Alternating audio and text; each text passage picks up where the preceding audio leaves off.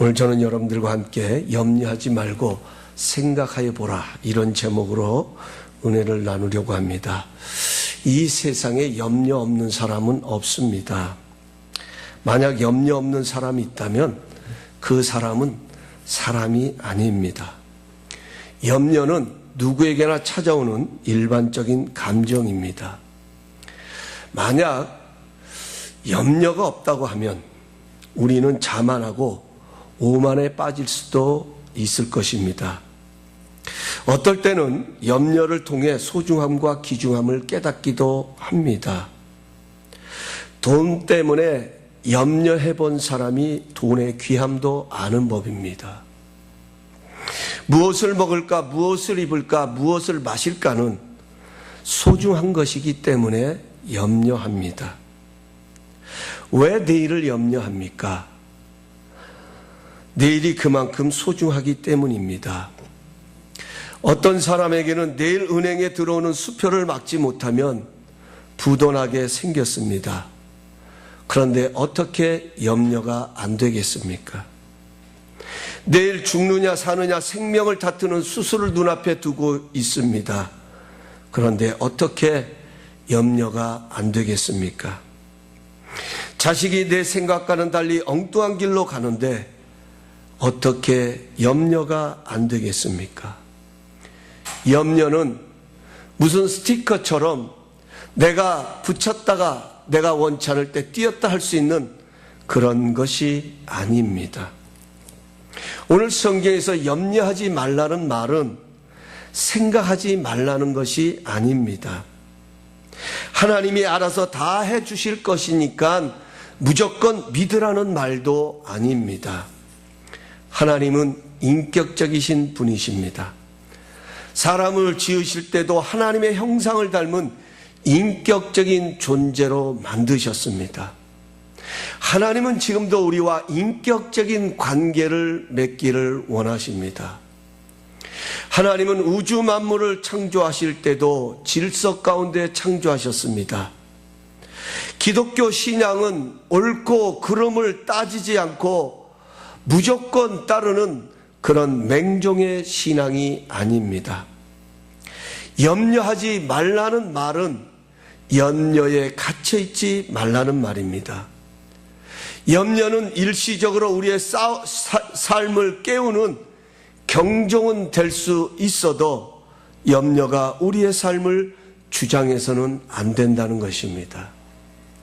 염려에 빠지면 보아야 할 것을 보지 못하게 되기 때문입니다. 그래서 오늘 성경은 염려하지 말고 생각해 보라고 권면합니다. 여기 생각하라는 말은 원어로 카타만티노라는 말을 사용을 합니다. 여기 카라라는 말은 철저하게, 만다노라는 말은 배운다는 말입니다. 염려를 통해서 철저하게 배운다는 의미를 담고 있습니다. 이것이 바로 생각한다라는 것입니다. 왜 염려 가운데 거하게 됐는지 이 염려를 통해서 철저하게 생각한다. 다시 말하면 믿음의 생각을 바꾸라는 것입니다. 그러면 염려를 통해서 무엇을 철저하게 배워야 할까요? 우리에게 주어지는 염려를 통해서 우리는 어떤 믿음의 생각으로 우리의 염려를 바꾸어야 할까요? 첫 번째로 오늘 25절 말씀은 이렇게 말씀하고 있습니다. 그러므로 내가 너희에게 이르노니 목숨을 위하여 무엇을 먹을까, 무엇을 마실까, 몸을 위하여 무엇을 입을까 염려하지 말라. 목숨이 음식보다 중하지 아니며 몸이 의복보다 중하지 아니하냐. 여기 가서 보면 무엇 때문에 염려합니까? 무엇을 먹을까? 무엇을 입을까? 무엇을 마실까? 음식 때문에, 의복 때문에 염려하고 걱정하는 그런 것들이 우리 앞에 있지만 오늘 성경은 우리에게 중요한 교훈을 합니다. 그런 염려보다 더 소중한 것이 있음을 생각하라, 이렇게 교훈하고 있습니다. 그것이 바로 이 말씀입니다. 목숨이 음식보다 중하지 아니하며 몸이 의복보다 중하지 아니하냐. 그래요. 음식 중요합니다. 옷 중요합니다. 마셔야 합니다. 그러나 이것도 목숨이 있을 때 음식이 필요한 것입니다. 몸이 있을 때 옷이 필요한 것입니다. 목숨을 잃고 나면 음식은 필요가 없는 것입니다.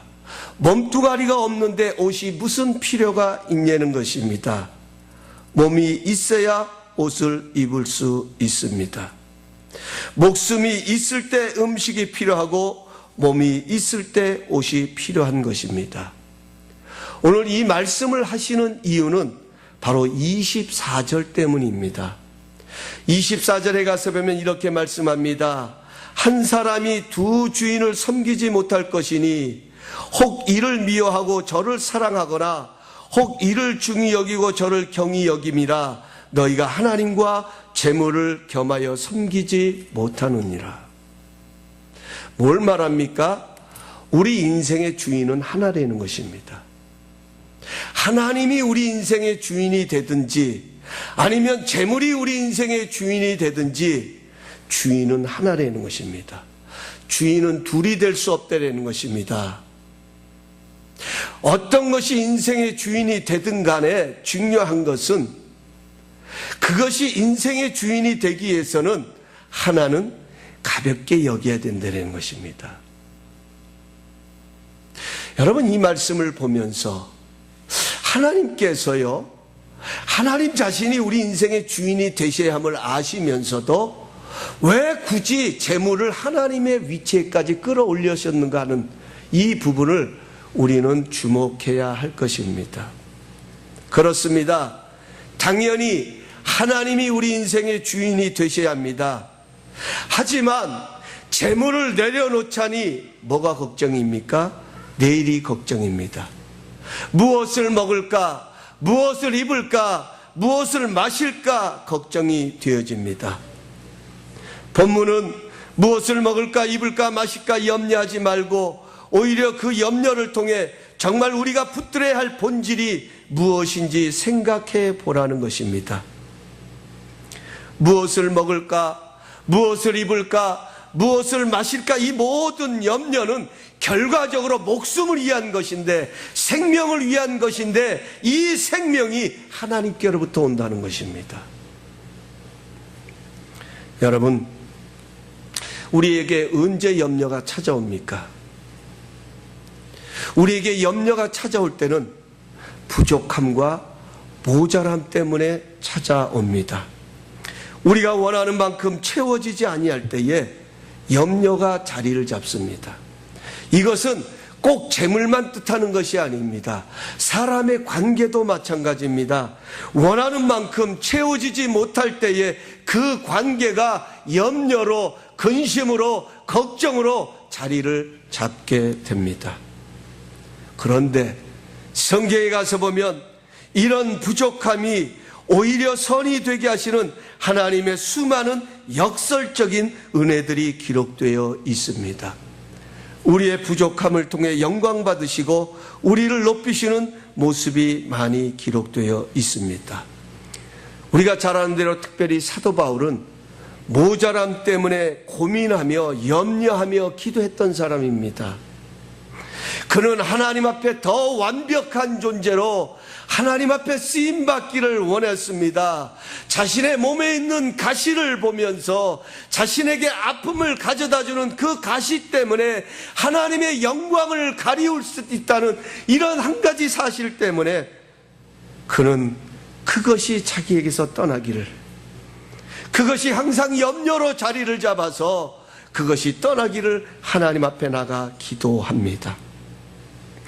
그것을 기도할 때에 하나님은 그것이 너에게 은혜다라는 말씀을 주십니다. 이것은 하나님은 너의 완벽한 것을 원하는 것이 아니라는 것을 보여주셨습니다. 오히려 그 가시 때문에 평생토록 하나님을 의지할 수 있는 사도 바울이 된 것, 거기에 감사하라고 하나님은 바울에게 권면해 주셨습니다. 여러분, 요한복음 2장에 가서 보면 가나안 혼인잔치에 포도주가 떨어지는, 그러므로 인해서 그 가정 속에 잔치집에 염려가 자리 잡는 모습이 등장합니다. 그런데 그곳에 예수님께서 함께 하셨기 때문에 염려를 기적으로 바꾸어 놓으셨습니다. 우리에게 주시는 교훈이 무엇입니까? 우리는 완벽해야 된다라고 생각합니다. 그러나 정말 중요한 것은 우리가 생각하는 완벽한 준비가 아니라 우리의 삶에 주님이 계시냐를 생각하도록 만드는 기회였습니다. 포도주가 모자라기 때문에 예수님께서 만드신 기적의 포도주를 맛볼 수 있었던 역설적인 장면이 바로 가나안 혼인잔치에 베푸르신 하나님의 은혜입니다. 모자라고 부족함으로 염려하지 말고 주님이 함께 하심으로 놀라운 세계를 경험하게 될 것을 기대하라 하는 것, 이것이 바로 우리에게 주시는 하나님의 역설적인 은혜의 메시지인 것입니다. 또한 요한복음 6장에 가서 보면 물고기 2마리와 보리떡 5개로 장정만 5,000명을 먹이신 기적이 나옵니다. 여러분, 그 5,000명을 놓고 발단은 무엇입니까? 어떻게 이 많은 사람들을 먹일 수 있을 것이냐? 어디서 음식을 얻어가지고 구입해서 이 많은 사람들의 배고픔을, 허기짐을 달랠 수 있을 것이냐? 이것이 염려였습니다. 이것이 관건이었습니다. 이렇게 온통 고민으로 염려로 가득할 때에 물고기 2마리와 떡 5개를 어린아이가 가지고 나옵니다. 분명한 것은 턱없이 모자라고 부족한 것이었습니다. 그런데 주님이 그것을 가지고 축사하셨습니다. 하나님을 바라보고 축복하고 감사했습니다. 그러자 기적이 일어났습니다. 모든 사람이 먹고도 남는 기적이 일어났습니다. 주시는 메시지가 있습니다. 모자란다고 염려하지 말고 감사하라는 것입니다. 모자르면 모자른 대로 감사하면 그것이 역설적인 하나님의 은혜를 경험할 수 있다는 것입니다. 그 모자람을 사용하시는 주님을 붙드는 것이 더 중요한 것임을 생각하라는 것입니다. 정말 우리 인생의 가장 중요한, 우리가 붙들어야 할 본질이 무엇인지 그것을 바로 염려의 자리에서 생각해 보라는 것입니다. 강준민 목사님이 쓰신 책에 보면 이런 표현이 있습니다. 하나님이 지체하실 때는 더욱 큰 기적을 예비하고 계십니다. 하나님이 우리가 구하는 것을 잠시 거절하실 때는 더 좋은 것을 예비하고 계십니다. 저는 이 내용을 읽으면서요, 우리는 염려 가운데 있을 때 하나님은 무엇을 하고 계실까? 내가 걱정 가운데 있을 때에 부족함과 모자람 때문에 내가 어찌할 바를 몰라서 염려하고 고민할 때에 정말 우리가 붙들어야 할 본질 되시는 하나님은 무엇을 하고 계시는가? 일하고 계시더라는 거예요. 역설적인 은혜를 베푸신, 오히려 그 부족함 때문에 더 큰 영광을 받으시고 오히려 완벽함이 아니라 부족함을 통하여서 저 세상이 높이 드러내시는 하나님의 그 선하심을 이루어 가시는 하나님의 좋은 것을 예비하고 계신 하나님의 모습. 그렇습니다. 염려는 염려보다 더 중요한 것이 있음을 생각해야 합니다. 우리 모두가 즐겨 부르는 찬양의 가사처럼 왜 나만 겪는 고난이냐고 불평하지 마세요. 고난의 뒤편에 있는 주님이 주실 축복 미리 보면서 감사하세요. 라는 가사처럼 염려는 본질을 붙잡는 시간이 되어야 합니다. 이것이 바로 염려하지 말고 생각하라는 의미입니다. 여러분, 오늘 우리에게 찾아오는 염려는 무엇입니까? 교회적으로 우리에게 있는 걱정은 무엇입니까? 가정적으로 우리가 지금 어찌할 바를 몰라서 염려하는 그 염려는 어떤 것입니까? 그 염려는 오늘 주님은 말씀하십니다. 염려하지 말고 생각하여 보라.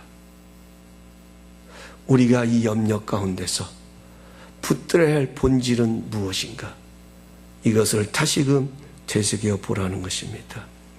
두 번째로 염려하지 말고 잘 생각해 보라는 말은 하나님의 일하시는 방식을 생각해 보라는 것입니다. 26절부터 다시 봉독합니다. 공중의 새를 보라. 심지도 않고 거두지도 않고 창고에 모아들이지도 아니하되 너희 하늘 아버지께서 기르시나니 너희는 이것들보다 귀하지 아니하냐. 너희 중에 누가 염려함으로 그 키를 한 자라도 더할 수 있겠느냐. 여러분, 우리가 이 말을 오해하면 안 됩니다. 새는요 수고도 안 해요. 새는 거둬들이지도 않아요. 그냥 다 먹여주는 사람이 있어요. 그래서 어떤 사람들은 그럼 우리는 아무 일도 안 해도 되겠네, 그런 말이 아닙니다. 오늘 여기서 말하는 것은 문자 그대로 해석을 해야 합니다. 여러분, 새가 씹는 거 보셨습니까? 새가 거둘 수 있는 능력이 있습니까? 새에게는 그런 능력이 없대라는 거예요. 새는 그런 존재가 아니라는 거예요. 그런 능력이 없는 존재이지만 그런 능력이 없는 존재도 기르시는 분이 있다라는 거예요. 곳간에 모아들이지도 않아요. 우리 사람들이야 계산이 있으니까 있으면 은행에 세이빙도 합니다. 저축도 합니다. 미래를 설계하기도 합니다. 그런데 새가 무슨 미래를 설계합니까? 새가 무슨 내일을 설계합니까? 새는 그럴 만한 능력도 없습니다. 그들은 오늘 먹는 것으로 지금 이 순간에 자기들이 먹는 것이 있으면 그것으로 만족합니다. 그것이 새의 속성입니다. 이렇게 보잘것없는 새도 기르시는 분이 있다. 그때마다 공급해 주시는 손길이 있다. 그 말씀을 하시면서 27절에 그 말씀을 하시는 거예요. 너희 중에 누가 염려함으로 그 길을 한 자라 더할 수 있느냐. 이것은 당시의 이스라엘 백성들은, 유대인들은 로마의 통치 아래에 있었기 때문에 로마 사람들에 비해서 신장이 매우 작았습니다. 이것이 항상 열악함이었습니다. 그래서 그 표현을 사용한 거예요. 어떻게 하면 키가 클 수 있을까? 적은 사람들은 늘 그것이 고민일 것입니다. 그런데 염려한다고 그 적은 키가 한 자라도 더 커질 수 있느냐? 아니라는 것입니다. 지금 그 말씀을 하는 겁니다. 그 다음에 28절에 또 너희가 어찌 의복을 위하여 염려하느냐. 들의 백합화가 어떻게 자라는가 생각하여 보라. 수고도 아니하고 길쌈도 아니하느니라. 그러나 내가 너희에게 말하노니 솔로몬의 모든 영광으로도 입은 것이 이 꽃 하나만 같지 못하였느냐. 오늘 있다가 내일 아궁이에 던져지는 들풀도 하나님이 이렇게 입히시거든 하물며 너희일까 보냐. 믿음이 적은 자들아. 여러분, 이런 예화가 있습니다. 어느 비행사가요 2시간가량 비행을 한 후에 이렇게 한 2시간 정도 높이 올라서 비행을 하는데 기체에서 뭔가 자꾸 이렇게 소음이 들렸습니다. 그래서 그 소음이 무엇인가를 아주 유심 있게 이렇게 들어보니까 쥐가 무엇을 ဃ갉아먹는 소리임을 발견하게 됩니다. 아마 비행기가 착륙하는 사이에 쥐가 기체 내로 들어와서 그 비행을 방해하고 있다고 하는 것을 감지하게 되었습니다.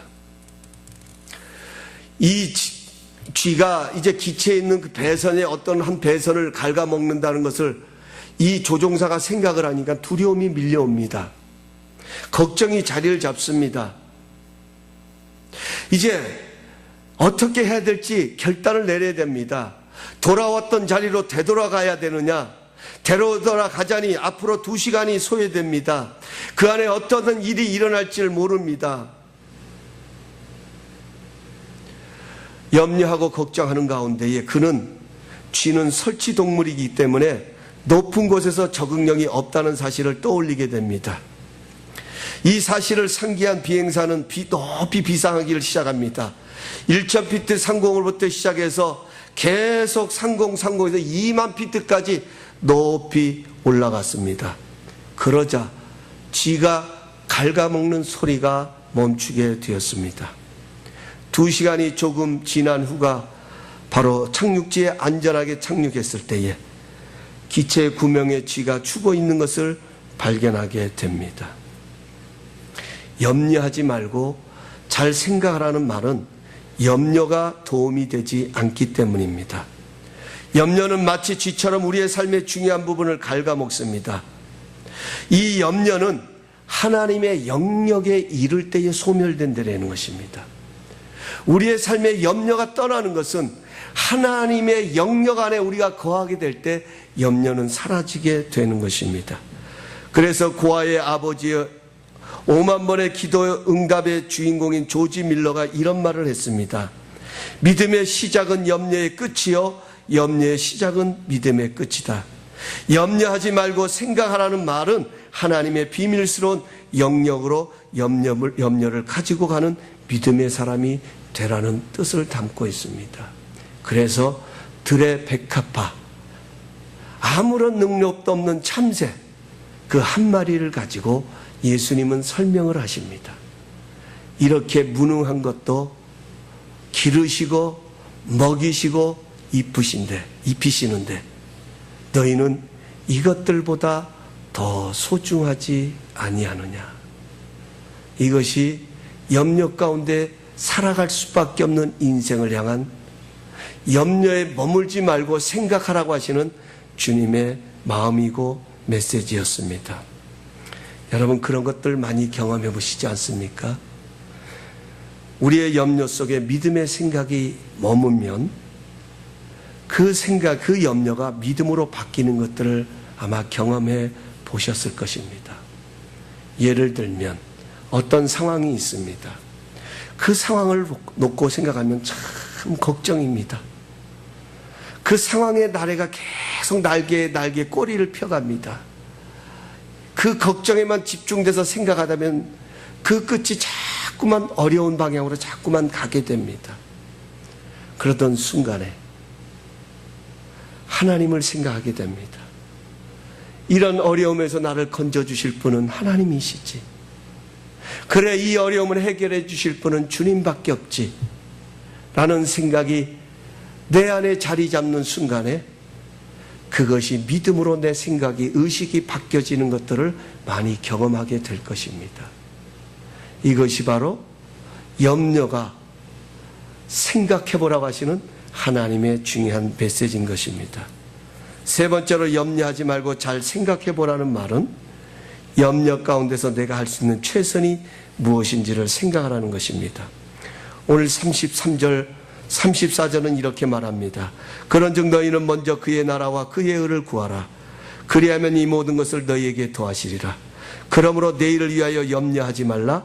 내일에는 내일이 염려할 것이요 한날의 괴로움은 그날로 족하느니라. 여기서 놓치지 말아야 할 것은요, 여러분 어떻게 우리가 내일을 염려하지 않을 수 있습니까? 내일을 염려하지 않을 수 있는 방법은 하나님의 영역 안으로 우리가 들어가야 합니다. 하나님이 내 인생의 주인이 되셔야 합니다. 하나님이 정말 내 삶의 진정한 중심, 본질이 되어질 때 우리는 내일을 염려하지 않을 수 있습니다. 그래서 그 말씀을 하고 있는 겁니다. 우선순위를 분명히 하라는 거예요. 염려할 수밖에 없는 이런 상황이 찾아올 때 우리가 할 수 있는 최선은 무엇이냐? 너희는 먼저라는 단어입니다. 너희는 먼저 그 나라와 그의 의를 구하라는 것입니다. 여러분 먼저와 나중이 바뀌면 모든 것은 흐트러지게 되어져 있습니다. 무엇을 하든지 우선순위에 따라서 조각은 맞춰져야 제대로 맞춰질 수 있는 것입니다. 내가 우선이 아니라 하나님이 우선이 되어야 된다는 것입니다. 염려가 우선이 아니라 믿음이 우선이 되어야 된다는 것입니다. 우리가 염려할 때 그 염려의 가운데 우리가 생각해야 할 중요한 것은 우선순위를 분명히 해야 된다는 것입니다. 그 우선순위는 바로 하나님의 나라와 하나님의 의를 구해야 된다는 것입니다. 여기 하나님의 나라는 하나님의 통치하심을 말합니다. 하나님의 의는 하나님의 사랑하심을 말합니다. 신앙은 하나님의 통치하심과 사랑을 입는 것입니다. 우리가 날마다 십자가에 죽어야 하는 이유는 하나님의 통치하심 속에 들어가기 위해서입니다. 하나님의 통치하심이 있는 곳에 평안이 있습니다. 하나님의 통치하심이 있는 곳에 위로와 격려가 있습니다. 하나님의 통치하심이 있는 곳에 진정한 안식이 있습니다. 하나님의 통치하심이 이루어지는 곳에 천국이 이루어집니다. 염려 가운데 살아가는 인생이 내일을 염려하지 않고 살 수 있는 방법은 먼저 그 나라와 그의 의를 구하는 것입니다. 하나님의 다스림심과 하나님의 사랑하심과 하나님의 은혜가 우리에게 소망입니다. 염려하지 말고 생각하라는 말은 염려 가운데 하나님과 다스림과 하나님의 사랑하심을 구하는 최선의 삶을 살라는 것입니다. 이제 말씀을 맺겠습니다. 울고 있는 사람과 함께 울 수 있어 행복하다라는 책에서 그 책을 지으신 유정옥 사모님이 이런 멋진 글을 썼습니다. 먼저 염려의 시간을 지나온 누군가의 신앙이 우리에게 힘이 되지요. 나는 요즘 내 삶의 모든 경기에 임하면서 두려움이 없어졌다. 그것은 경기에 임하는 선수의 이름 대진표를 바꾸었기 때문이다. 다윗도 그 경기의 대진표의 이름을 바꿀 수 있었기에 그렇게 담대할 수 있었다. 소년 다윗 대 골리앗. 그러나 그것을 하나님 대 골리앗. 모세도 그 경기의 대진표의 이름을 바꿀 수 있었기에 그렇게 담대할 수 있었다. 양치기 모세 대 애굽의 바로왕. 그러나 모세는 그것을 하나님 대 애굽의 바로왕.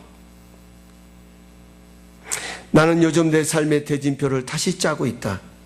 내 이름표를 빼고 하나님의 이름으로 바꾸는 일이니다.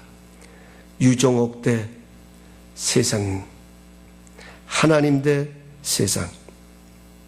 그렇습니다. 우리의 삶에는 자신의 힘으로 어쩔 도리가 없는 일이 너무나 많습니다.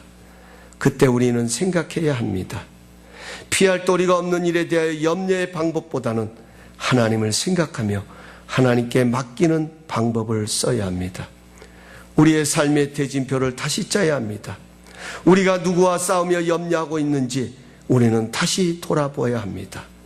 결국 염려 가운데서 하나님을 바라보라는 말입니다. 염려의 먹구름 속에 가려진 찬란한 태양과 같은 하나님의 뜻이 보여야 합니다. 먹구름은 지나가게 될 것입니다. 먹구름을 주신 이도 하나님이시기 때문에 찬란한 태양을 하나님은 반드시 주실 것입니다. 항상 기뻐하라. 쉬지 말고 기도하라. 범사에 감사하라. 이는 그리스도 예수 안에서 우리를 향한 하나님의 뜻이니라. 주신 말씀 생각하시면서 우리 다 함께 합심해서 한번 기도하겠습니다. 우리는 누구나 다 인생에 염려를 가지고 있습니다. 하나님은 우리가 염려 가운데 있는 것을 모르고 계시는 것이 아니라, 아니 오히려 우리가 염려하는 그것이 우리에게 있어야 함을 아신다고 말씀하십니다. 염려하지 말고 생각하라고 하나님은 요청하십니다. 무엇을 생각해야 합니까? 우리의 염려보다 더 소중한 것이 있음을 생각해야 합니다. 우리에게는 진정한 본질이 있음을 생각해야 합니다. 하나님을